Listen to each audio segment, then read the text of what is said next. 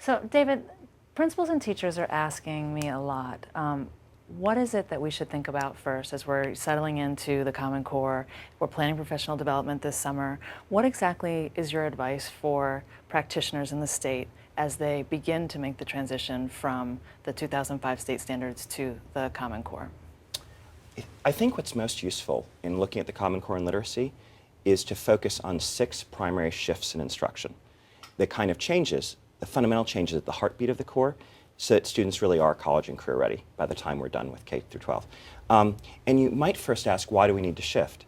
And the commissioner has already talked about the kind of graduation rate and the problem of remediation, but you can see it even earlier. If you look at 8th grade NAEP scores, the 8th grade National Assessment of Educational Progress, for 40 years, 8th grade reading scores have not improved at all. They've been completely flat during a period which we've doubled educational spending. So we've made some progress in reading in the earliest grades, but we've really hit a wall in later reading instruction and later comprehension, not just in New York State, but really throughout the country. And so I like to think of the standards as a battering ram to break through that wall. And in order to do that, 6 things need to change. So the first change in instruction in the core standards is in kindergarten through 5th grade, there's an equal balance of informational text and literary text. What I mean by that is overwhelmingly today in kindergarten through 5th grade, students read stories, they read literature. And we have data that only 7% of what students read now in kindergarten through 5th grade is informational text, including text about history or science, information about the world. And what that does, and that's also true of the curricula they read and the exams they take. But research is clear that the general knowledge built in those early years about the world not only allows them to do history and science in later grades, but actually allows students to read more complex text because they gain a vocabulary and knowledge of the world that informs everything they read. And so it's particularly important for students from diverse backgrounds that they gain a shared general knowledge and rich vocabulary, which they can only gain by reading a coherent succession of knowledge, gaining a coherent succession of knowledge by reading informational text in kindergarten through 5th grade. I think, by the way, this is a wonderful opportunity for elementary school teachers, because what happened is when we made K-5 literacy instruction mostly literature, and then we expanded the literacy block because reading and math are so important, we effectively got rid of science and history. We kind of put them off to the side.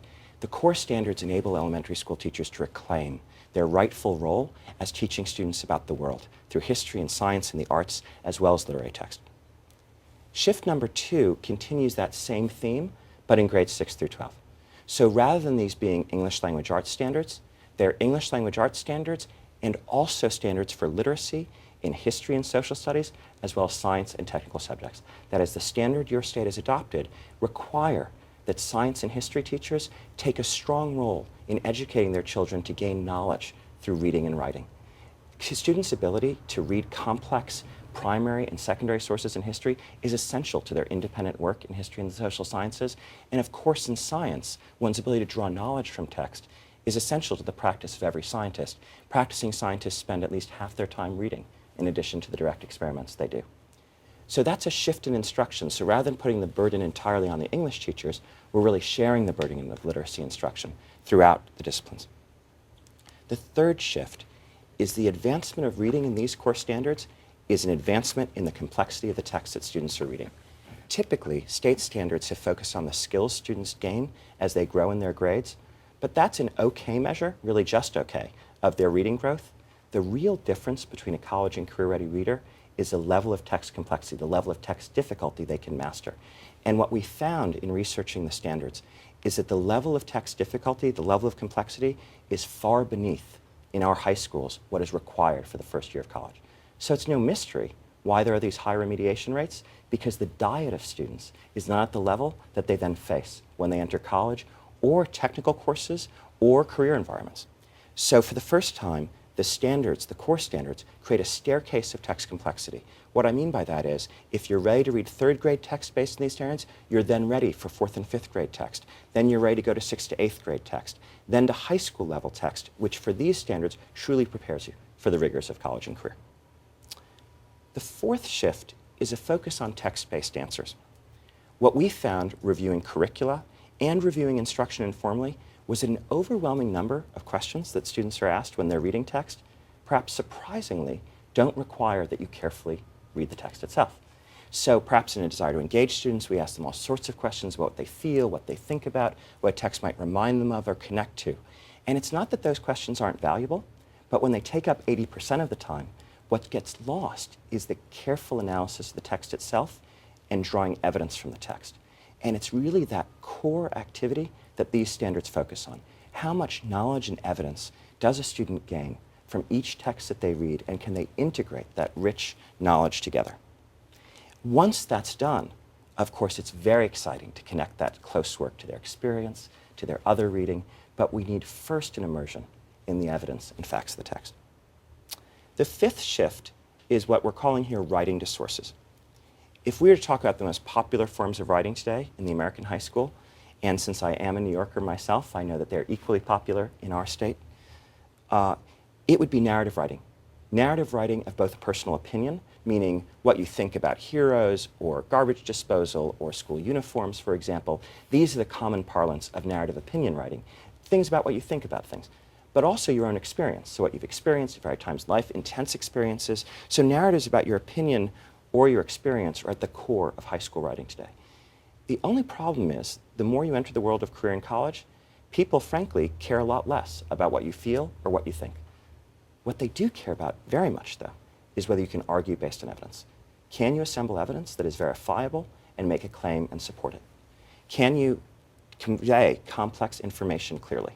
So what happens in these core standards is, while narrative is carefully cultivated, more so in the earliest grades, when it's an essential way to develop students' voice and expressiveness and creativity, and also, by the way, an essential way that they gain command of sequence that's essential for argument and informational writing. But in high school, the dominant forms of writing more clearly become writing to argue and writing to inform, in order so that students are ready. And what's also exciting, for the first time, we begin building those capacities from the earliest grades. So beginning in kindergarten, you may know that young children love to argue, and we cultivate their ability to write about that from the youngest ages. The final shift is academic vocabulary is at the core of these standards, and you might even say the true language of power that these standards celebrates. That is, if you look at traditional English language arts standards or a traditional textbook, the first few pages of it are the overwhelming list of literary terminology that they've focused on, such as metonymy, et cetera, rising plot, falling plot, et cetera. We all know those terms. And they have a role in the hands of a gifted teacher. But the crucial vocabulary that students really need to master is the academic vocabulary that is prevalent not just in complex literary texts, but all complex texts, science texts, history texts. What I mean here is not as much domain-specific vocabulary, like amoeba or cell wall, which is often helpfully bolded on the right side of a page when you're reading, but academic vocabulary like subsequent or hypothesis or theory or evidence. And if you don't grasp those words, all of complex text is not available to you. And this is particularly important for our ELL students, because intensive focus on this academic vocabulary allows those students into a full range of texts that would otherwise not be open to them. So those 6 shifts, you might sum them up as reading like a detective and writing like an investigative reporter.